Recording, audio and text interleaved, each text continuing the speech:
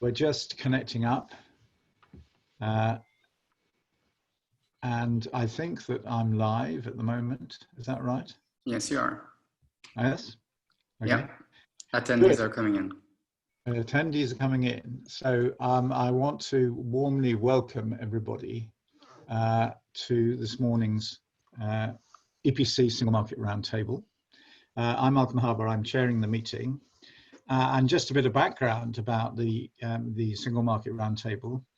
It was established by the EPC in 2015. When I left the European Parliament after 2014, I was then invited to be the founder chairman of the Single Market Roundtable, and we've been meeting regularly since then. I have to say this is the first time that we've had an online meeting, so we're breaking new ground here. And also, I understand that there are 200 of you out there connected to it, which is the biggest ever audience we've had for the Single Market Roundtable. So there are some benefits to working in this virtual world. But I hope that you will continue to follow our work. Just a bit about how we're going to run the session. But first of all, just to apologize for starting a bit late, because our opening speaker, Kerstin, Jorna, is still stuck somewhere in cyberspace. I don't think we've finally connected up with her yet, but we thought we'd just do some of the preliminary work beforehand. So first of all, some administrative points about how we're going to run this. As you know, we've got 3 top speakers and the most senior people in their organizations to talk to us, which is really fantastic. So you'll be hearing from them. They're all going to make short opening presentations. And then we're going to open for a discussion between the panelists, and you can be engaged with that. And I think the most important thing to tell you is that you have at the bottom of your screen, I think on most systems, Zoom varies depending on what you're working on, but there is a Q&A button, that's the important thing. And we really do invite you to send in your questions and your comments. Get to your keyboards. And also just to say to you that we have to stick strictly to our hours time limit. So if you send your questions in late, then you won't, we won't be able to get to you. I see that someone's raised their hand already. Just to say, I will be taking some questions later from participants. It just depends on how many I can fit in, but I will be reading the questions. So the plan is that we will have opening presentations from the 3 speakers. And then Johan Bjerkem, who you also see online, who's organized this meeting and is the senior researcher at the European Policy Centre on the Single Market, is going to do a short summary at the end and tell you a bit about our future plans.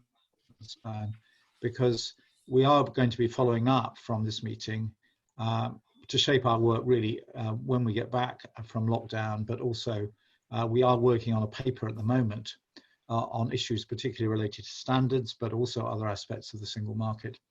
And Johan actually published a short report about single market and COVID-19 a couple of weeks ago, which I'm sure that many of you have downloaded and read. Now, what's the news from the Commission? Should I invite Elena to start the presentations? What do we think? Any news about whether the Commission's going to connect in? I'm looking at my team. No. Should we make a start? I think so. I think we should. Yes. Good. All right. Well, I was time filling an introduction and Petra, I'm sure, knows what it's like if she has speakers late. But just to introduce the 2 speakers who've joined us. We have Petra de Sutter, who is, as you know, the extremely energetic and hard-working chairman of the Internal Market Committee, or should I say Internal Market and Consumer Protection Committee, because I always made sure that that was a really important part of the brief. And I'm really delighted I'm able to chair a meeting with her for my first time. And I'm delighted also that she's keeping up such a high profile for the committee and the Parliament. And then we have Elena Santiago, who is Chief Executive of or Director General, sorry, of CEN and CENELEC, who many of you will know. and is absolutely the leading expert on standards and European standards in particular, and has a very long history in having worked in that area. So what I'm going to do then, I think, as soon as Mrs. Jorna joins us, I will see it will come up on my screen, but I think I'm going to invite Elena to make her opening remarks. And we've given each of our presenters a maximum of, I think, of 8 minutes, but I'll keep an eye on the clock, and then we will continue with the rest of the meeting. And please have your questions at the ready. So, as I will say, Elena, you have the screen. Thank you very much. I don't need to unmute myself. Okay, so thank you very much, and thank you to EPC for organizing such an interesting webinar. We were looking for this for a long time because we see the importance of the strategic importance of the standards, and actually we see this as a great opportunity to share this value from a very practical point of view. So COVID has exposed all of us to a unique circumstance in the modern era. We see in the World Economic Outlook that the economy is going to contract sharply by 3%. These are data from the IMF, and Europe is not going to be different. Also, 4 out of 5 people in the global workplace is going to be affected fully or partially. And this has been a true test for everything related to the single market, what the single market delivers, what the single market promises. Due to COVID-19, due to the terrible pandemic, and European standards have been confirmed as a key tool to support the market, to enable market transformation, and to encourage trust from consumers. We have been working very closely with the European Commission, and this was an initiative of Commissioner Breton. This CENELEC, but also our members have been very closely working with the national authorities to tackle the severe shortage of personal protective equipment and medical protective equipment in the market. And CENELEC took a very, very exceptional decision to make 11 standards free of charge, 14 in total. Some of them were international standards, in order to create alternative production lines and to increase the production capacity in Europe in order to cover this terrible shortage of equipment. So some of the standards that we have made available: medical mask, protective clothing, eye protection, gloves, and we may have more national initiatives coming because there is now a request of artisanal protective face masks, which are not medical equipment or protective equipment, but for use in domestic use. So we are working on that. But also we are learning from this experience of COVID-19, and there are a lot of national initiatives in developing standards for social distance, for instance, and tourism, remote learning, or cleaning in public transport, so domestic cleanings. So our standards have not only supported the production capacity in Europe and ensure legal certainty, because this is one of the great values that the standards have. They provide legal certainty for those that dared to change their production lines or decide to engage in new production lines in order to supply the market with very, very important products that were needed, but also have created trust from consumers and from citizens. Free availability is not a model that can sustain the European standardization system as it is, and this is a very important message from us. We do fully commit to the recovery and to support the European Commission in the recovery. However, we need to take into account that we need a sustainable financing system of the European standardization. So, European standardization system can be used in its full potential in the to support the single market. It is important to mention one single standard adopted identical in 34 countries. This is what made our system unique. is one standard, 34 countries, identical adoption.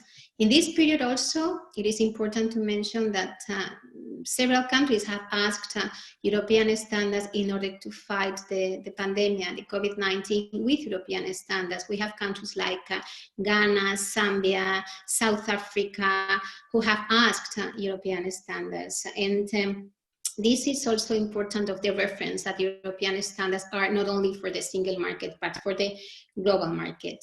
I think in particular, it's important to mention the extensive exchanges we have had with China, because China, of course, was first in fighting the pandemic, and there were a lot of products that actually were imported by member states, and some member states actually made Chinese standards equivalent to European standards. What we did in CENELEC was trying again not to fragment the single market and made an analysis of equivalence between Chinese standards with European standards so that all member states could use the same level of protection, the same level of equivalence and requirements for those products that were actually used to mitigate this lack of supply chain. And this is again a key value of the European standardization system, to avoid fragmentation and to ensure a level playing field. But I think it's important to look forward, and this terrible impact in the European economy, we need to find all the measures in order to overcome this very, very cruel reality. Consumption has collapsed, and business needs support in a stage of recovery. So what is key in the recovery is the single market. This is what we see. It is essential to prevent fragmentation. It is essential to support industry efforts to restore production capacity. It is essential also to support the European Commission in avoiding fragmentation. Member states taking particular initiatives to protect their specific national sectors.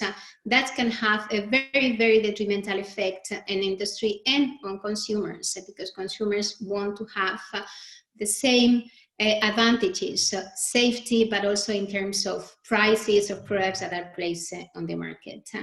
So a well-functioning European standardization system allows European industry to capitalize in know-how, to innovate, to make our industry more competitive in the global market, and stimulate market and economic recovery. In April last year, we launched a campaign that was called the Declaration, and I think you can see the banner behind me, Standards Build Trust. And this declaration was based on we have 5 pillars, but I want to mention 3 pillars today.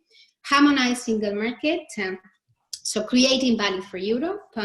And what we offer is reducing cost of compliance, ensuring a level playing field in Europe, supporting the implementation of the NLF, and there it is very important that in the recovery plan we find a solution to the issue of citation in the official journal, and we are working with the Commission, with Kerstin in particular, to smooth this difficulty.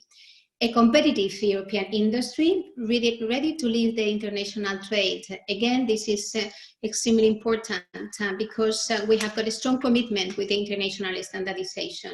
And we should not forget that there is a global market and that we need to feed the supply chain, that many of our companies are suffering from that also. And trust in new technology, because what the standards do, they generate consumer trust. And here I'm not talking about safety products on the market, also security, cybersecurity, privacy, and this is key to reactivate the economy. We're working now on our strategy 2030. The strategy 2030 was supposed to be approved in our General Assembly in June. The COVID-19 has delayed the whole approval process. However, we see this as a great opportunity to learn lessons from this exceptional experience and to inject those experiences in what we want for the European standardization system in the future. So we believe standards can support leadership of the European industry in embracing the digital economy, the Green Deal, the climate transition, these are key strategic goals in order to support the industrial recovery, and our standardization strategy is going to address those issues, propose some strategic goals, and this is an open hand, also an open call to the Commission and to the Parliament, to Petra and to Kerstin, to contribute to this strategy that is currently under development. Okay. So thank you very much. Yeah. Okay. No, I thought that was a perfect ending, actually. No, okay. That was very good. Yeah. I think that was exactly your 10 minutes. Okay. That was very good. So you made your very small call. So thank you very much indeed. That was extremely clear. I have been making notes as well, which you can't see them. But I want to welcome Kerstin Jorna, who's now joined us. I'm sorry we had some technical difficulty, but I hope you don't mind. We thought we would, since we only have an hour and we want to make the most of the time of our participants, so I want to very much welcome you.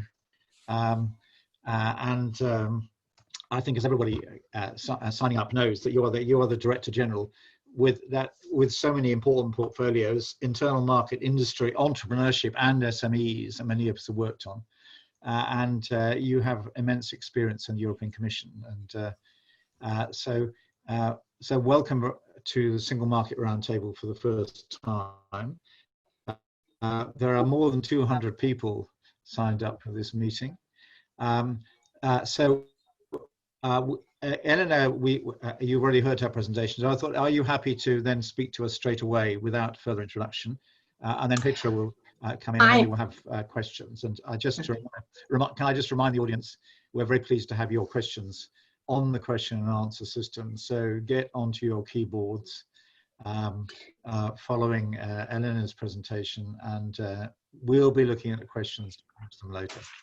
So Kerstin, can I give you the floor, the virtual floor? I hope you hear me, because we do.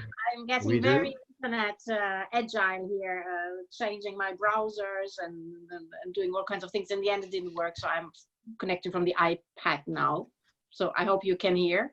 All right. That's okay? Yes, we can. Sorry also Petra and Elena and Malcolm that I come late, and thank you for the opportunity to speak here. Today, people are worried about their health, they're worried about their job, and they're worried about the companies they work in or the companies they own. And that's actually everywhere in Europe. Thank you. I'll come to that slide. So when we look at Europe today, we see a symmetric shock to our systems, 7.4 decline in growth percent overall. And but what we also see is that the recovery and the impact is asymmetric. Some regions, some industrial sectors are more hit than others. What I'd like to do in my little introductory presentation is to tell you how we in the Commission are looking at getting the recovery going. And that's in particular our new method, and you see our slide here, which is the ecosystem method. And I'll explain a bit about that. Then I will take 3 ecosystems which are very particular in this current context, which is health, automotive, and tourism, and explain our thinking around this, if that's okay. So, ecosystem. This is the new thing we are working on.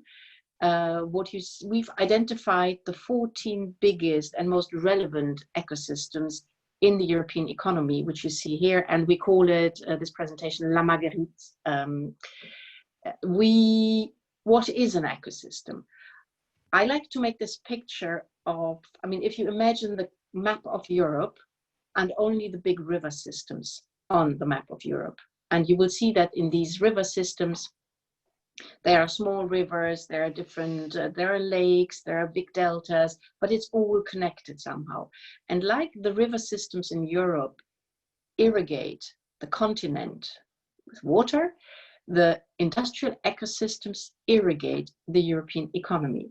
The ecosystems that you see on the Marguerite here, they cover more or less 70% of our economy. Now, what's the difference between a supply chain, which is what we used to think about, and an ecosystem? The difference is that in the supply chain, you essentially capture the input and output, so the hard data. What you do not capture in the supply chain thinking is the soft factors. The soft factors like knowledge, like skills, like the upstream part, which is startups, technology development, research, and industries. And what you don't capture either is the collaboration part. And for such a river system or ecosystem to function, all these different parts have to work together and have to flow together. If all the small rivers and the sources dry up, you will not have a big river. And therefore, we think that in our work, in our thinking about the recovery, we have to think in the ecosystems. It does not make sense to open and to support a car manufacturer in one country if the parts for that car or the technology cannot come to that factory because because they're in different countries and the company has difficulties. What we did now is, we identified the ecosystems and we are developing methodology to really identify all of them and to capture the broader context, not only input, output. We then did what we call the health bulletin. So we looked at every ecosystem. What's the impact of locked down companies, factories not working, consumers not buying, workers at home, to identify the impact per ecosystem. And then we have a third step we are working on, which is the needs assessment. What do we need to repair the ecosystem, and what does it take for the ecosystem to relaunch and to have a meaningful recovery? And here's my first big message. We think that green and digital is still the relevant value for our recovery. Green, digital, and resilient, actually. And that's, so we're looking also at investment needs and project needs to launch the recovery. So that's the ecosystem. I will now go to the health ecosystem as the first example. Now, what we did in the health ecosystem is, when the crisis broke out, is that we found there's a problem to match. So we have too little supply. Masks, protective clothes, equipment, ventilators. So we tried to stimulate across the whole ecosystem, health ecosystem, the production. We had 4 joint procurements. We built up the stocks under SKU. We created a clearinghouse to better match supply and demand, not to have member states kind of chasing and outbidding each other, and to make sure that the equipment actually goes to the hospitals and the places where it was most needed. We even went beyond the 69,000 companies in the health ecosystem, and maybe Elena already mentioned that. We were publishing 14 standards for free, so other ecosystems who were standing idle, in particular in the textile ecosystem or even in the automotive ecosystem, could help to produce this equipment and increase the supply for Europe. For example, the ventilators in the car, some car companies, and then textile companies for masks and equipment. Now, as we move forward, what we see in terms also of the damage done to this ecosystem is that we need diversification. We need to think, where do the raw materials come from? Today, 80% of the active ingredients actually come from other parts in the world and have to be entered. We don't have sufficient capacity for testing labs, also when it comes to market surveillance. So maybe we should think of something like a European network of testing labs for conformity. And then when we also experienced the problem on the exportation of pharmaceuticals and the exports, because a lot of member states have export bans as the first guts reaction. The first guts reaction, was not social distancing, but national distancing. slamming the doors at the borders. We've removed most of those, and to be sure that there is a flow also of the pharmaceuticals where hospitals, doctors, nurses, and also patients need them. So that was the health ecosystem. Then I go to the automotive system and the mobility, sustainable mobility. Here we're talking about 14 million jobs, and all the factories have been on hold, literally on hold. So what we see when we look at that ecosystem is that there is a problem of demand. We need to stimulate demand. There is also, when we move to the more sustainable green part, we have to think about the energy that drives the mobility, in inverted commas, batteries. We need a battery alliance. We need to develop capacities to produce batteries also in Europe. And then there's the whole issue about the hydrogen, green hydrogen, electrification, where hydrogen can be both a means for propulsion, but also for stocking energy. And then I come to my third example, which is the tourism ecosystem. Here, if we don't have a summer season in 2020, we are looking at something like 90% losses for this year. So what we've done here is we've extended the lifeline for this sector, which is very important in a number of member states. I mean, up to 20% of the economy. And the lifeline meant state aid, allowing state aid to shore up the liquidity in the companies. It's the Corona response instrument that allows for structural funds money to be spent to sustain the industry. We have SURE also, the unemployment reinsurance system, which helps to keep people in work. And in the tourism ecosystem, this is very relevant because a huge part of that ecosystem, the companies are very, very small companies. Then we've come out with a package on the 13th of May, which looks at protocols for traveling, which actually covers the whole chain of I book my trip, I travel, I go, I stay in a hotel, I go to a restaurant, I follow activities, I travel back, to covers this whole chain, I mean, what the tourist would be doing, and provides guidance on this, the traveling, an interactive platform to get information about the destination where you would be like to be traveling, the rules for hotels, how do, you know, when I arrive as a tourist, the reception, how does that work, the rooms are clean, how do restaurants open, so all of this. And as we move forward, we see that there is a lot of possibilities for more sustainable tourism and investment in the future. So, in conclusion, I mentioned the worries of the citizens before, and the people, all of us actually. Do we address these worries? Of course, there's not a magic wand to do it, nor is it the simple fact of having a lot of money.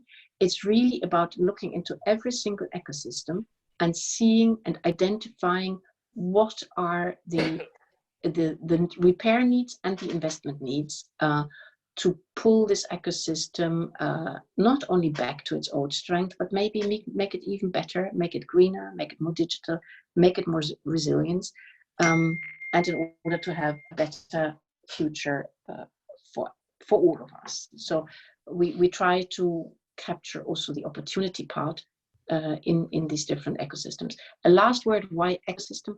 Because ecosystems like the rivers, they cut across frontiers.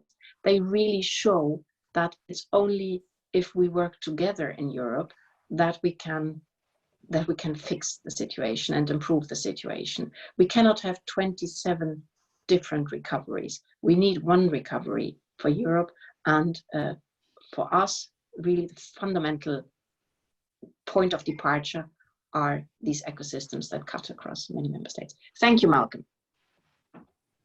Thank you. Well, thank you very much indeed, Kerstin, and for a very clear presentation. And I think your ecosystem diagram is already, we've already got 3 questions in, very interesting ones. So please keep them coming. And I think there are lots of points that we'll pick up in the discussion later. So now I'm pleased to invite Petra de Sutter then to take to the air. Yes, thank you, Malcolm. A lot has already been said, and I'm trying not to repeat what has been said. I maybe want to say that this crisis at the beginning, of course, has been and still is a health crisis. And as we all know, you start to value something when you lose it. So we have been valuing our health and health systems tremendously because of this crisis. And the same goes for the single market, I would say, because before this crisis, as the chair of the IMCO committee, wherever I went, I often heard, well, the single market, it's everywhere. Of course, it's the basis of the European project, but you know, it's taken for granted, and it's only people that really study the subject that warned about the ongoing fragmentation of that single market. And now with this crisis, we've seen that people, they run to the stores to buy toilet paper, and member states did exactly the same thing, but this was for masks and ventilators, not toilet paper, of course. So the psychological reflex to think about yourself has been very strong in this crisis, and it has, of course, damaged in the first instance the single market. I must say that the Commission has, you know, done a lot of work to open the borders as much as possible, to talk to member states and really convince them that their interest was also the interest of their neighbor, and that by closing the borders, they were not only, you know, building up their own stocks, they were, you know, making themselves vulnerable for the things that they were lacking. So we are so interdependent in our single market that this has become very clear. And that's why the single market not only has been damaged by this crisis in one way, it's also the solution out of the crisis in another way. And I think we cannot emphasize this enough. I must say, from the Parliament side, unfortunately, we've not been able to, you know, run our activities at the full speed as we usually do. We've seen what the Commission has been doing. We have had a lot of interaction with commissioners, and for this subject today, mainly with Commissioner Breton. I have had quite some calls with him, and he came to the committee twice to explain at the beginning of the crisis, beginning of April, what he had been doing, calling day and night to open the borders again, and now recently to describe the exit strategy that Mrs. Jorna just explained. And we have seen the picture of the margarita in the last meeting with him. I think it's a very nice image, and well, not only an image, model, I would say, because it is very inspiring. Indeed, the supply chain idea is very unidimensional. And the idea of the margarita, of the ecosystems, is showing the interdependence in this, you know, in this area between all these different areas and domains, as it has been explained. So I think it's very inspiring. Of course, it's also a difficult model to work with, because how to convince 27 member states indeed to work together in this one big you know, exercise that will have to bring us out of this crisis. And I was very happy, of course, to hear Kerstin also say that the important points before this crisis, which were the digital agenda and the Green Deal, would have to be and remain the backbone, I would say, the skeleton of the recovery and resilience strategy out of the crisis. And I like the idea of resilience as well, because we will have to strengthen the instruments that we have to be sure that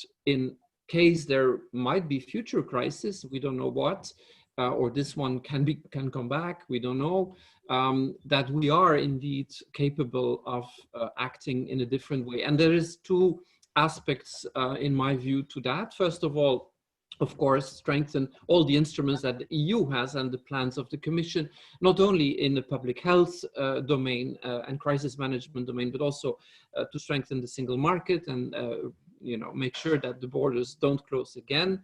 That is one way of looking at it. The second way of looking at it, and it has been mentioned a little bit, and I think one of the questions that I've seen already touches upon it, there will be a lot of discussion about bringing back production to the EU, in what areas, what is critical, what is essential, what should we do.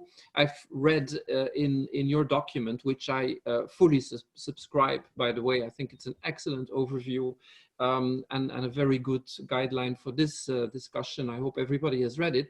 But at the end, you indeed pose the question whether really going for self-sufficiency in every domain possible is probably not a good idea.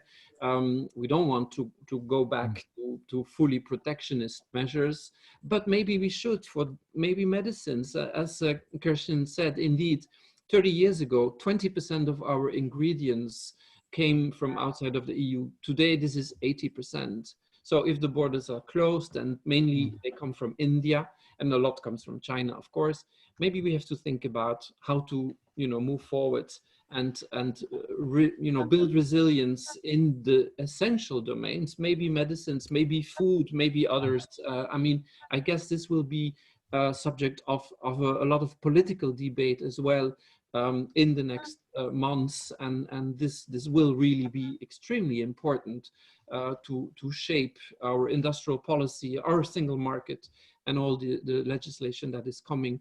So we are very much looking forward, of course, to all the proposals from the Commission in the next months. And we have had a lot of fruitful discussions with Thierry Breton, also with Didier Reinders, because consumer protection indeed is also in our remit. And it's very good that they go together. I always like to stress that in Europe, we have had the vision 15 years ago, of course, but we have had the vision to put the internal market and consumer protection together. I think this is unique in the world. So we can be proud of having our way of looking at our single market and at the economy. I can go on for a long time. I will not do that because I guess we still have only 20 minutes to answer some questions. And that is, I guess, at this stage, more important than me going on. Thank you very much for giving me the opportunity to speak, of course. Well, thank you. Well, thank you, Petra, very much indeed. And thank you to all three speakers for being very concise. And I've now got lots of interesting questions. So what I wanted to start with was really to, there was a strong linking theme about this concept, or this word resilience. And I think it was interesting that Kerstin said, and confirm that sort of green and digital are key strategies, but now resilience is coming into play. It was important that Petra just mentioned it, and we've had a number of questions about that. So it might be useful, perhaps, if I come back to Kerstin first of all and ask each of you to comment about. Resilience is a complicated concept in terms of our global trading relationships. And as you emphasized about the need to keep supply chains open across Europe. And maybe we want to bring back some key competencies. There was a suggestion from one of our correspondents, questioners about, from Mr. Korpakis, do we need to introduce an observatory of the internal market to identify critical gaps which we have to fill in making a really resilient economy? So perhaps Kerstin, you'd just like to pick up, and each of you just comment about how we're going to integrate resilience into our future political objectives. As you say, the debate is new, and we really have to develop the thinking on it. Where we stand at the moment is that the starting point from our should be the ecosystems, that you have to look at the different ecosystems. And resilience may mean different things. It may mean central stockpiling, for example, something we had not really, we do it for gas and oil, but do we need it for other commodities as well? It may also mean a specific skill set and an industrial capacity. This is actually what's at the basis of the European Defence Fund, and if you look at the aeronautics and defence ecosystem, that via the Defence Fund we and better cooperation between different countries when it comes to military use and space, that we work together. That's resilience in terms of skills. I personally would say that resilience is inherent, has the concept of diversification, which is a concept, even if you run a family, like in my case, you have to be to diversify and be sure that you can weather all situations. And so this, I would say, is at the core, but it can take different forms. And do we need an observatory and a structure? I think let's get going. Let's deep dive in some of these ecosystems and have a conversation also what we learned from the current crisis. For health ecosystem, it's pretty obvious where the problem was. And we have to look at future pandemic, how we organize ourselves, how we increase production capacity, for example. Can we connect what we did kind of born from the necessity, but improvised with Elena, opening the standards and increasing supply through companies and production processes that were doing something completely different.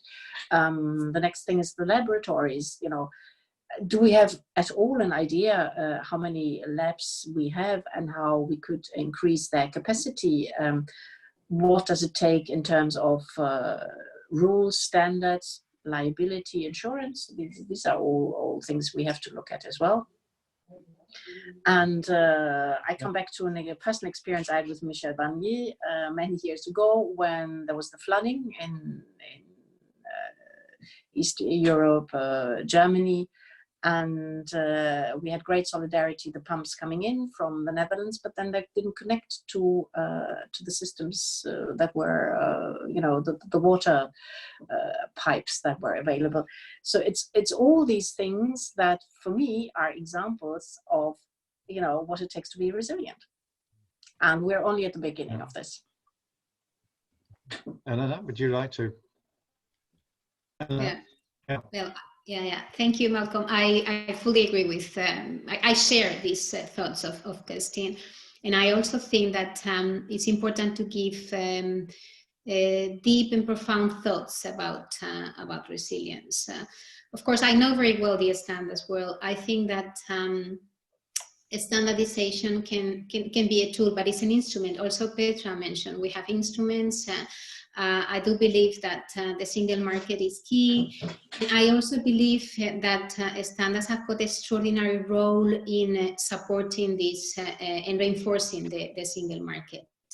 If we think about supply chains, the good cooperation with international standardization, not only in Europe, I mean, the example that Kerstin mentioned is a clear issue of national standardization initiatives and lack of technical harmonization in Europe. Why we didn't think about that before, or why we are not using the tools that we have already available. But to do that, we need to have a good assessment of where it is needed, where it is proportionate to use it, not overdo it either, because I think it's also very important that we keep pragmatic. It's a support the industry, but international standardization can really help us in becoming more resilient in the way that European standards engage and support European leadership in international standardization to secure resilience in the European single market. So I mentioned that we're working on the strategy. There is something that I could not say, Malcolm, and that is we have this industrial recovery plan. We need a standardization strategy underlying the industrial recovery plan. It's maybe not the most obvious element, but it's certainly a very, very important instrument to support the industrial recovery plan. Okay. Thank you for that message. I mean, that's something that we would certainly, I think, at the EPC like to take up in our follow-up for this as well. But a strong message, and I want to come back to that specifically on a question related to the recovery. But Petra, did you want to come back on resilience to add? Yes. You know, from Parliament side and as a politician, I think I need to say that it is also a political question. Let's be honest about that, because bringing back production will affect supply chains, will affect markets, will have a price. It will be a political choice to do so or not. You know, I am a medical doctor from background, and for me, resilience, for instance, means that you have more beds in intensive care than you really need in normal times to be prepared for a crisis, for an outbreak as we have had now. Are we going to invest in that buffer capacity, which will cost money to keep it ready? If we will stockpile equipment, ventilators, it will cost money. That means we have to prioritize that, and that is a political choice. I'm sorry, if we are calculating everything in terms of cost effectiveness and market mechanisms only, this will not fit with what we understand under resilience. This will be a political discussion, and I just wanted to add that because it's more than just technical. Well, I agree with you very much on that. And interestingly, Paul Timmers, I think well known to many of us, sent an interesting point in about whether we should be thinking more about having tests for resilience in the same way that we're testing our security apparatus for cyber, for example. And that's something I'm sure you were thinking at. I wanted to move to an entirely different subject, but one that's very much related to the COVID recovery. Because I was pleased that Kerstin talked specifically about hospitality, hotel accommodation services. And it seems to me that one of the issues at the moment is that we're going to be demanding new standards of services to deal with the crisis, social distancing and so on, which are being applied. We see this happening where shops are reopening, but with guards and PPE and so on. So the broader question is, what about standards for services? After all, this is the biggest part of the economy, part of the industrial ecosystem, but service standards are still lagging way behind. It was something that when I was chairman of the Internal Market Committee, we supported very strongly. So perhaps I'll ask Elena to start off with that and ask you each to comment about whether we should be putting more emphasis on looking not just at resilience for services, but better standards to achieve that. Elena? Yeah, thank you, Malcolm. Well, here I would like to say that Petra is right. This is a political decision, Malcolm. And this is something that technical experts and those that are contributing to the European standardization cannot solve out. We have been working now for years on this stimulating the service economy through voluntary standards. But we have all the time found with the barrier of national legislation, national initiatives that have prevented, I have plenty of examples. One of it's between aesthetic surgeons and beauty salon services, for instance, which is a question of services and maybe misunderstandings, but also it's legislation in Europe. The regulation 1025 in which you worked, Malcolm, and that Kerstin has been very familiar, also tried to induce this stimulation and motivation to produce standards for services. The tools are there. The mechanisms to ensure participation of all the parties in the standards making process is there. There is not a framework. There is not a friendly framework in Europe that can support standards for services. And that is really, really detrimental because we are talking about digitization of services, circular economy, integration, fertilization of services, or fertilization of sectors that is kind of made in concrete with services. But we see a lack of political support there, clearly. Petra, can I ask you to comment? I know it's something that the committee's been very preoccupied with in the past, certainly. Yeah, now we're very actively... We can't hear you. I think you can't? I think you need to unmute yourself. I am unmuted, I think. Ah, yes. You hear me now? Oh, yeah. Yes. Okay. Yeah. Yes, I understand that a lot of our legislation and practices lag behind in the domain of services compared to goods. And it is a very important issue on our agenda. I must say, for now, we are mainly working in the area of digital services and so the follow-up of the e-commerce directive, which is also relevant for the COVID crisis in itself, because people have been buying online a lot, and clearly there you have a good example of you know, where standards are lacking, and not only standards are lacking, but also the fact that a lot of products are being sold online which are not compatible with safety and other standards in the EU, and that we don't have tools to do a lot about them. You know, just, I know it's consumer protection maybe now, but consumer organizations have done a study, I think 3 months ago, showing that a lot of the products that are online sold online are not safe. And if you talk to these platforms, not always they're willing to take down these products. They don't feel that they're responsible or liable. So there is also an issue of liability in the digital services that we need to clear out, and that will maybe not be IMCO's work, but anyhow, we will have to work all together on that. So we're very, very curious to see what the Commission will come up with. For the time being, we're drawing our own initiative reports in that respect, and clearly asking for standards for regulation in the platform economy.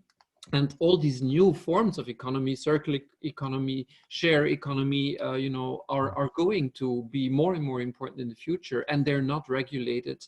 People are not protected. Products are not, you know, subjected to the same standards, regulations, and so on that we see for regular goods that are classically well regulated. So there's a lot of work in that area. I agree. Okay. Well, I'm afraid we're almost out of time. I'm going to give Kerstin then perhaps a final word to us also, and just pick up those points as well, if she would. And then I'm happy to give Petra and Elena a very short 30-second final word to us before I invite Johan to close. So Kerstin first. Thank you, Malcolm. Maybe let me add another angle to the debate also about, you know, services and standards and rules. I've worked the last 3 years around investment, InvestEU, and how to make private money actually do public good. And I've discovered to my amazement that there is a lot of private money actually wanting to do public good. Investors today in particular, you know, when it comes to the millennial investors, they do want a profit, but they do also want to do good. So that's a real opportunity for Europe. Now, from an investor point of view, I want to be sure that I can do good. And that's why all the work we're doing on taxonomy, about defining climate proofing, sustainability proofing, all these standards, in a way, they are super important to attract that investment. And then investors want a certain they want certainty, you know, they want to be sure that the public, that the company or the projects they're investing in will benefit from a long-term political support. That's why it's so important that we, digital and green and resilient, that is our compass and remains our compass to attract that money. And then investors, they are very pragmatic, and that's what takes me back to the ecosystem. It's not about standards versus rules and goods versus services. It's really the opportunity we have now is to look at our ecosystems, to understand the investment needs, to formulate, accompany them in a good way, build the project line. If I look at construction renovation rate, for example, we need smart products, better products that we can recycle. We need skills, people to know how to handle these products. We need technology to look at the sensors for all of this.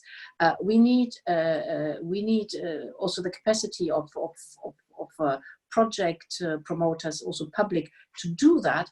And when we have all of this nicely organized, and standards are a key, and not only for products, also for the services, then we make the funding come in, and we have the funding pipeline kind of adding to this, and on that we ride out on the recovery. Okay, thank you very much. Elena, do you want a very quick word, final word? Yeah. Very quick, because I'm almost out of Okay, time. Malcolm. So first, standardization has been a critical element in the EU response to the crisis.